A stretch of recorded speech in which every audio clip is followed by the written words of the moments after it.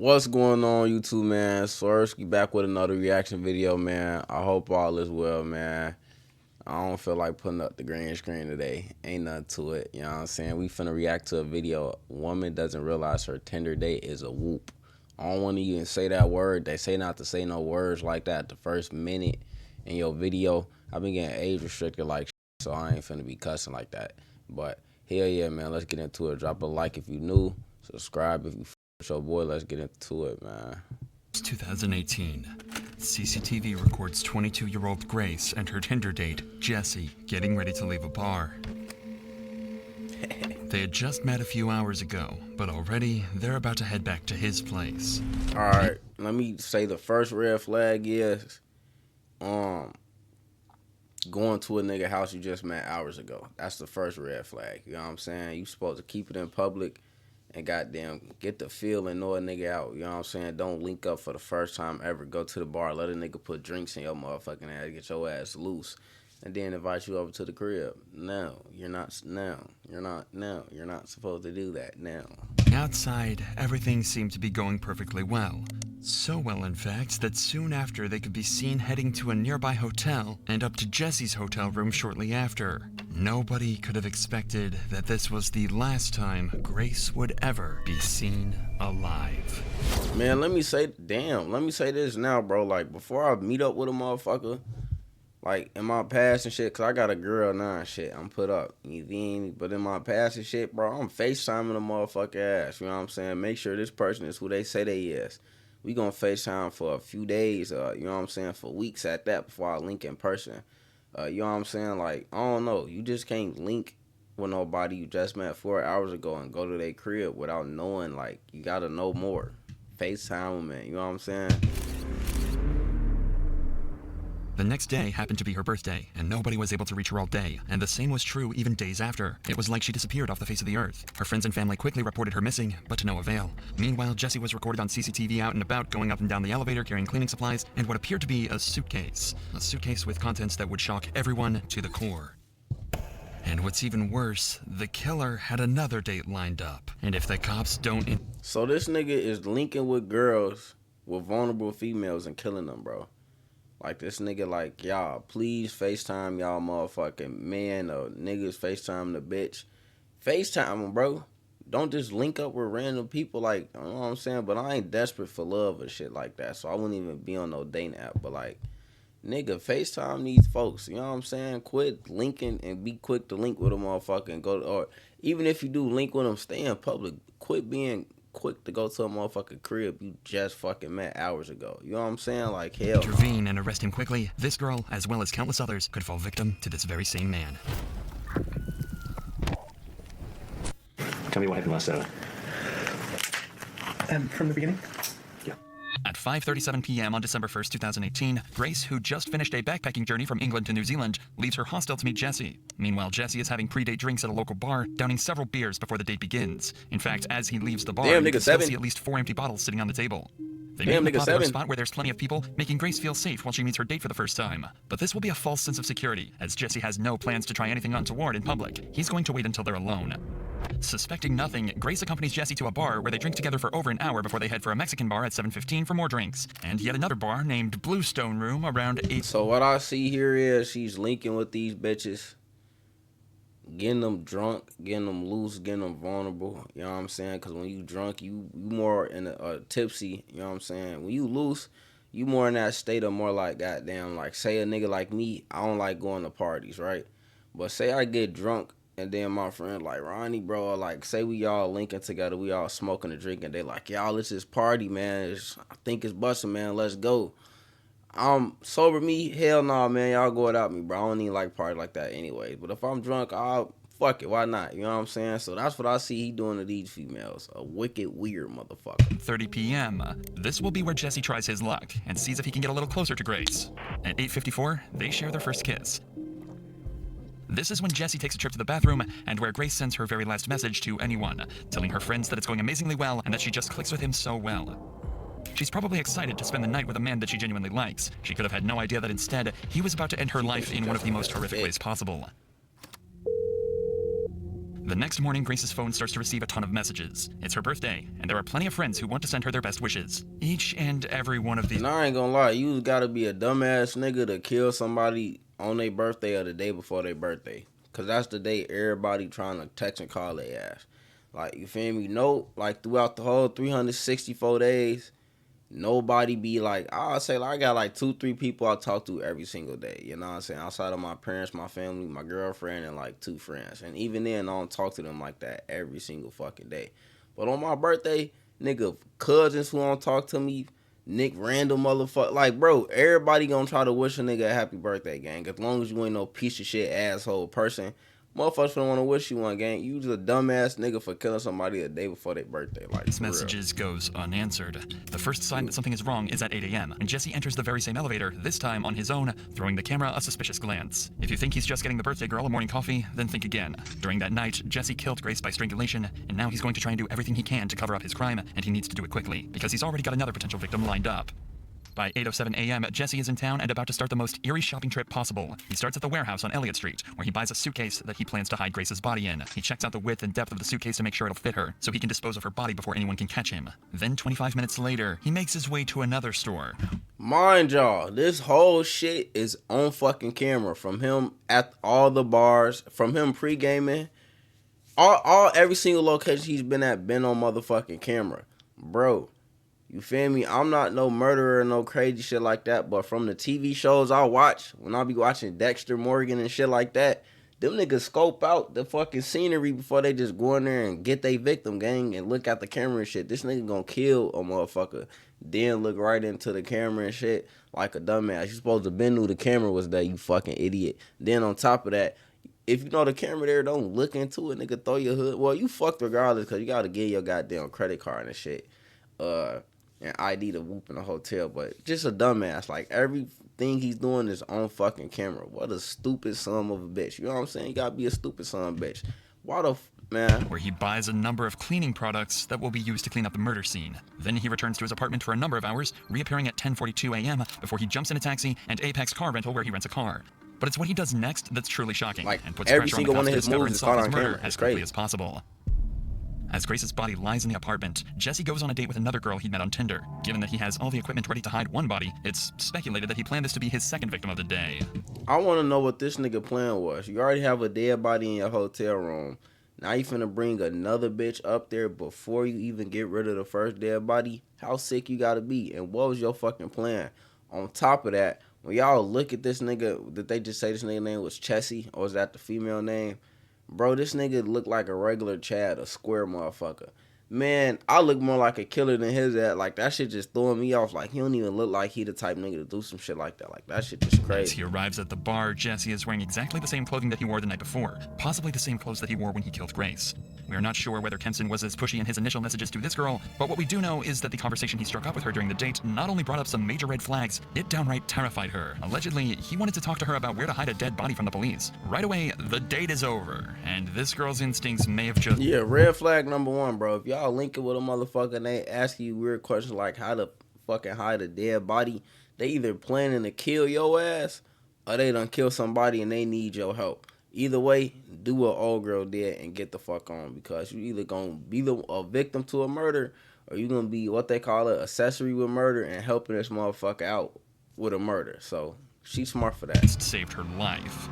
It's hard to imagine the horror. At 3 p.m. on December 5th, the cops turn up at the City Life Hotel, but they almost miss their man as he eyes them in the lobby when he approaches the front door. Jesse thinks if he casually strolls away, he won't be noticed, but these eagle-eyed cops don't miss a trick and quickly apprehend him before he can make an escape. At this point, the smartest thing for Jesse to do is to own up to his crime, maybe try to play it off as an accident and face the consequences. But he's not going to do any such thing. In the interrogation room, he plans to lie his way out of this, but he's completely unaware that the cops have already seen every move from the night of the murder and have about as much evidence as they could possibly ask for.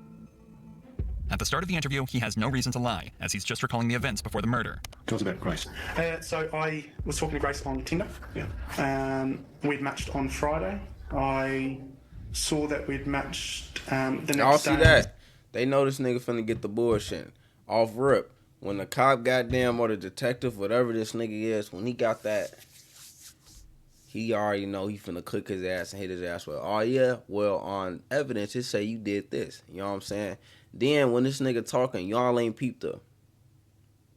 the side eye, he definitely looked at the camera or a coworker like, yeah, this some bull. Either way it go, I'm trying to say they ass know his ass got. You know what I'm saying? His ass caught. Some bullshit you finna say. Was talking to Grace on Look Tinder. it up. Yeah. We'd matched Blender, red flag number 1. on Friday. If I'm the motherfucking suspect, I'm like, fuck he rubbing his hands for. I saw that Red flag number 2, decide why'd you looking at him like you not, you know what I'm saying? Like, we'd man. matched the next day on Saturday. And then we met at Sky City. And then we decided that we were going up to Andy's Burger Bar, which is on the first floor. Not long into this interview, Jesse becomes entangled in his first lie, as he claims Grace was the one pushing for a date, when we already know he was the one trying hard to meet Grace in their initial messages. Whose idea was it to go to that particular burger place? Me. Because I didn't initially know that she was real. What do you mean? Well, there's a lot of... So have you heard of catfish? No. So catfishing is where someone uses your profile, or uses your photos and pretends to be you and then meets, and you're a completely different person. Right. And it's on Tinder, it's all about the way you look. And so if they use more endearing photos, you're more likely to swipe for them. Okay. Yeah. How does meeting in a public place sort of protect you from meeting someone who's not as good looking as... Well, there's security there. So if she wasn't who she said she was, at least in my mind, I'd feel safe. When Jesse is confronted with evidence from surveillance cameras, he continues to lie, digging a hole for himself that he's going to struggle to escape from. Bro, it's on fucking camera and you still lying and shit. Nigga, what you gonna say to the judge? Nigga, that shit AI edited video? Like, come on, gang. No. I go down Victoria Street, straight down to the bottom, and then hang a left, and I head towards the viaduct. You go to the viaduct a bit? Yeah. Yeah. Yep. You've kind of walked in a bit of a funny direction if you were planning to go to the viaduct. What's the direction I normally go? Yeah. It's I mean, I'm just saying, like, if you were planning to go to the viaduct. I normally go down Queen Street and then cross at the bottom of Queen Street, go through the containers, and then walk along the wharf. Yeah. Is there a particular reason you would kind of do that? I feel safer down that way. The cop obviously suspects something strange here. Jesse's behavior and responses don't seem to line up or make sense at all, and if Jesse is lying, it'll only take a good few questions to throw him off completely. So the cop starts to apply the pressure, sending Jesse into panic. If you don't know if she's been murdered or not yet, she may be alive and well. Okay. But she might also be dead. Okay? And it could be that you've done it.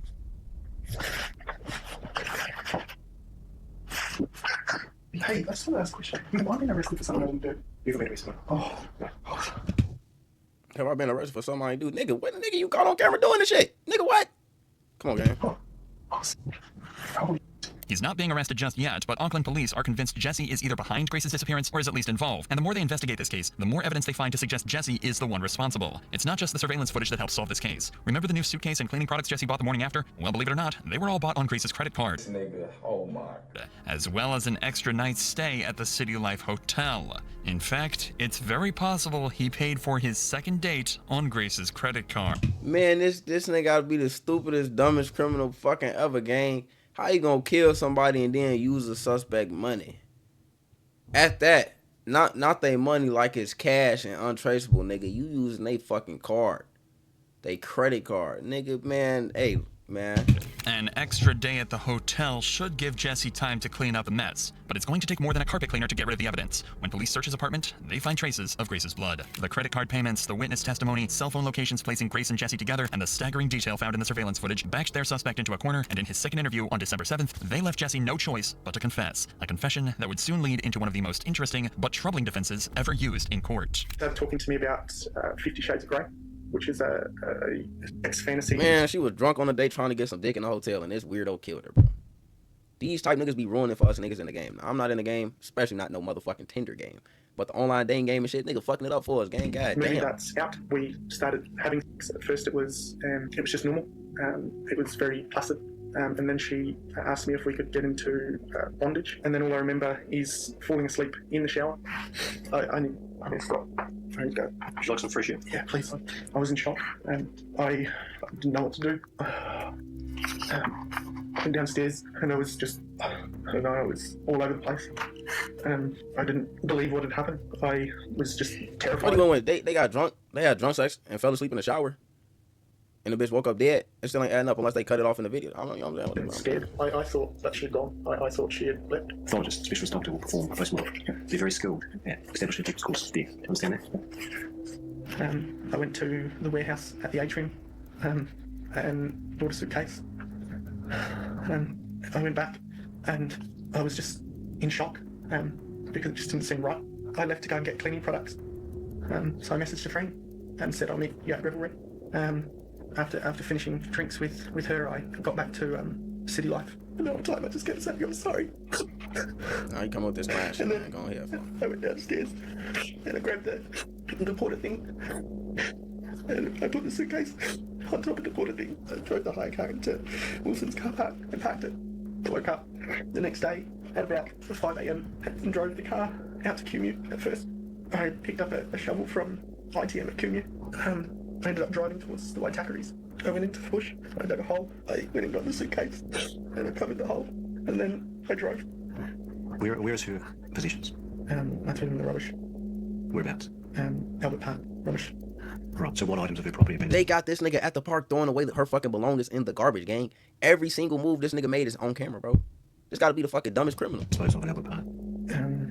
Everything. All of her clothing. Everything that was in the room. Whereabouts did you clean the car? The outside of the car? I think it was in Henderson. I don't know West very well. Okay. And what did you use to clean it down? Water blaster thing from the car cleaning place. Did she have any injuries? Not that I can remember. I was just panicking. Did you inflict any injuries on her that caused her to die? No. Did you kill Grace Mullane? Okay. And you're under arrest for the murder of Grace Mullane on or about the 2nd of December. You understand? Yep.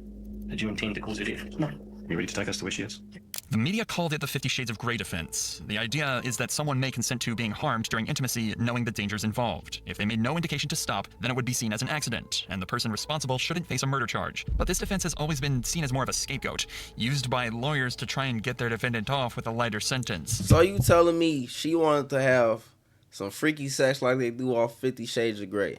Now, me personally, I never watched that shit, but from the audio in this video, it's more of a rough kink, or like the motherfucking a kink where you're like, you know what I'm saying, you fucking a bitch, a missionary, bitch shut up, bitch shut up, you know what I'm saying? I don't know if it's that and they saying he fucking hit her too hard and the bitch knocked out and died and then he panicked or what, but man, look here, man. Even then, like, you feel me? Like, I ain't even speaking on my relationship personally, but, like, niggas be having rough sex and shit, but, like, niggas ain't beating and hitting on the bitch. You know what I'm saying? Like, I'm not hitting her from the back and back shots, and then the bitch straight her back out. And I'm not finna, bitch, where my arch at? Bitch, where my arch at? Like, nigga, like, you know what I'm saying? So, I don't really know, because I don't watch 50 Shades of Grey, and I don't have the rough or the beat up, kinky type of sex, but that's what it sounded like here. Did he hit this bitch too hard the whole time, or did he bitch, you know what I'm saying, put in a chokehold with just beating her? We don't know. Which in this case would be manslaughter. This doesn't change what happened after Grace's death, and the disturbing series of events uncovered during the investigation. From December 1st, the day before the date, all the way to December 7th, cops found Google searches made by Jesse looking for a place to hide the body. He'd also taken photos of Grace's body before and after he packed her into the suitcase. They found Grace's body on December 9th, 2018 in the Waitakere Ranges just outside of Auckland. It was determined that she was strangled and had bruises on her arms and chest consistent with being pinned down. In New Zealand, there's no such thing as first-degree or second-degree murder. All charges are treated the same, carrying a life sentence. That meant there was no investigation into the premeditation. All that mattered was if Jesse killed her or not. It was that simple. Jesse maintained his innocence, but was eventually found guilty, and on February 21st, 2020, he was sentenced to life in prison with a minimum non-parole period of 17 years.